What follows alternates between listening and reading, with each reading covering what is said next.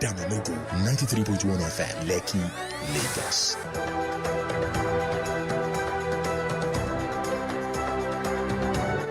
Good afternoon. This is Globefile on Adami Mogo 93.1 FM Lagos. I am Sam Olugbemini. The headlines: Dangote refinery increases petrol price again amid rising global oil costs. 2 dead, 5 critically injured in South African taxi auto crash.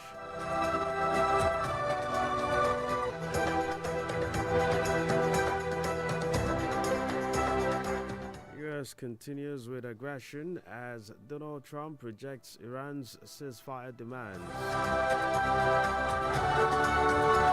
Let's now get into the details. We kick off with updates on petrol prices.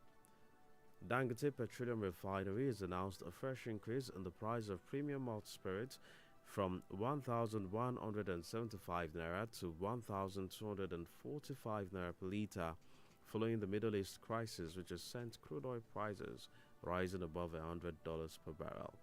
In a notice to marketers, the refinery explained that the revision reflects global market realities, including fluctuations in crude oil prices and increased shipping costs, which are beyond the refinery's control.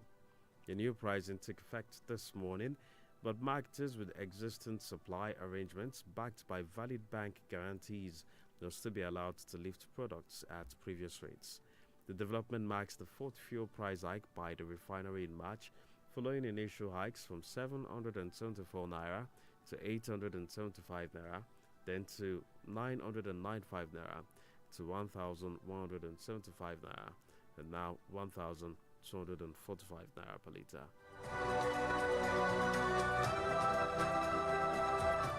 And back here, the Lagos State Metropolitan Area Transport Authority Lamata has refuted allegations suggesting that compensation paid to tenants and property owners affected by the Blue Line Rail project in Ojo are linked to inducement or improper incentives.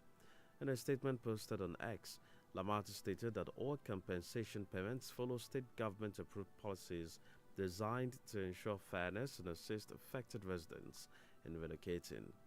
The authority stressed that no resident or tenant will be forced to accept unfair terms or be coerced into decisions regarding their property. The Blue Line project stretches from Marina in Lagos Island to Okokomaiko in Ojo, potentially boosting economic activity in areas like Ojo, Agbara, and Lagos Island. From Nigeria to South Africa, where 2 persons have been killed and 13 others injured after a taxi crashed into a wall at the intersection of the M2 freeway eastbound and Refinery Road. Emergency crews responded this morning and found the driver and female passenger dead, while 5 passengers were found in critical condition and are now receiving treatment.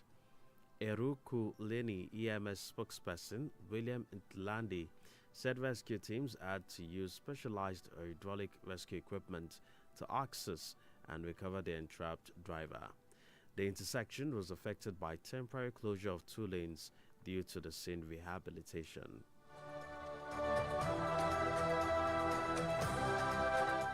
Moving on to the north, Egypt and Saudi Arabia have condemned the Israeli aggression targeting military infrastructure in southern Syria.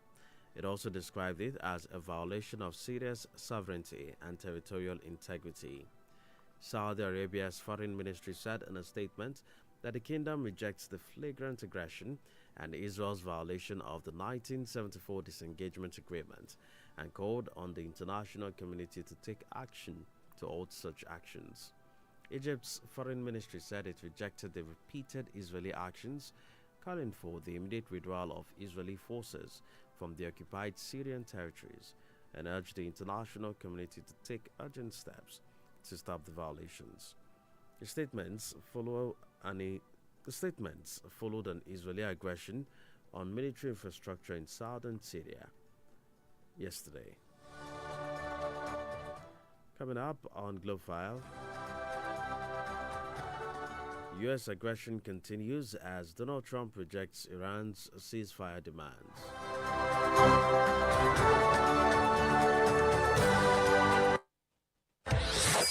This is the station you should be listening to right now. Adamimogo FM.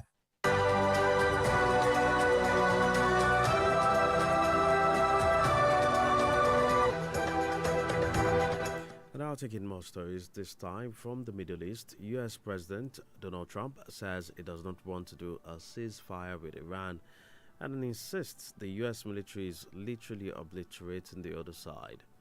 Iran's Foreign Minister Abbas Araghchi said in an interview that Tehran would require more than just a ceasefire for the war with the U.S. and Israel to end.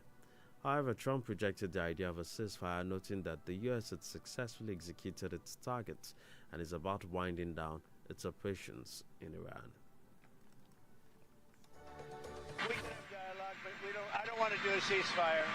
You know, you don't do a ceasefire when you're literally obliterating the other side. They don't have a Navy. They don't have an Air Force. They don't have any equipment. They don't have any spotters. They don't have anti-aircraft. They don't have radar. And their leaders have all been killed at every level. We're not looking to do that. Wow.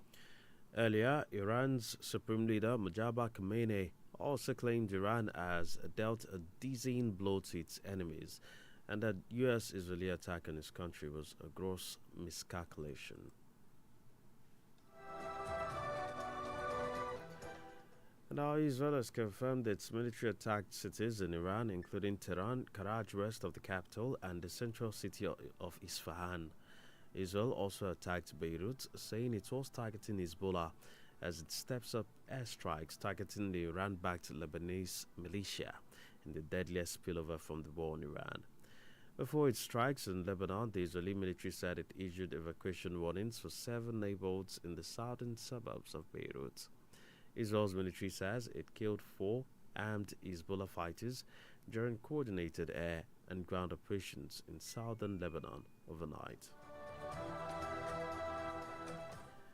In Asia, at least 11 people were killed and 3 remain missing after a sudden fire outbreak tore through auto parts factory in Daejeon in South Korea. An official from the Interior Ministry's department that handles fires and other disasters told press that 11 persons died and 50 were seriously injured. The fire prompted President Lee Jae-myung to order the full mobilization of personnel and equipment to support rescue efforts. More than 50 emergency personnel and about 120 vehicles were deployed, including evacuation aircrafts, an unmanned water cannon vehicle, and firefighting robots designed to operate in hazardous areas. And now some 260,000 people are expected to turn up today at Gwanghwamun Square for the return of the world's most successful band in recent years, BTS. Today, the 7 K-pop stars will perform together for the first time since October 2022 in a 1-hour set that would include songs from their long-awaited new album, Arirang, which was released yesterday. Wow, this is Korean Hoon, and we are here at Gwanghwamun Square. So BTS is coming back real soon, so we can't hear any longer. So as you can see, here are the stage. Wow. Swim, swim, water falling off your skin. Swim. Early this morning, the band's music label Beat Hit Music announced that Arirang had sold 3.98 million copies on the first day of its release. For South Korea, this is more than the comeback of a K-pop band. It's also the return of a cultural force with its record-busting mix of punchy pop and electric dance moves. And that's Global this afternoon, but here's a quick recap of the biggest stories. We told you that Dangote Refinery has announced a fresh increase in the price of petrol from 1,175 naira to 1,245 naira per litre. We also told you that 2 persons have been killed and 13 others injured after a taxi crashed into a wall at the intersection of the M2 freeway eastbound and Refinery Road. Finally, we told you that U.S. President Donald Trump has confirmed that he does not want to do a ceasefire with Iran and insists the U.S. military is obliterating the other side.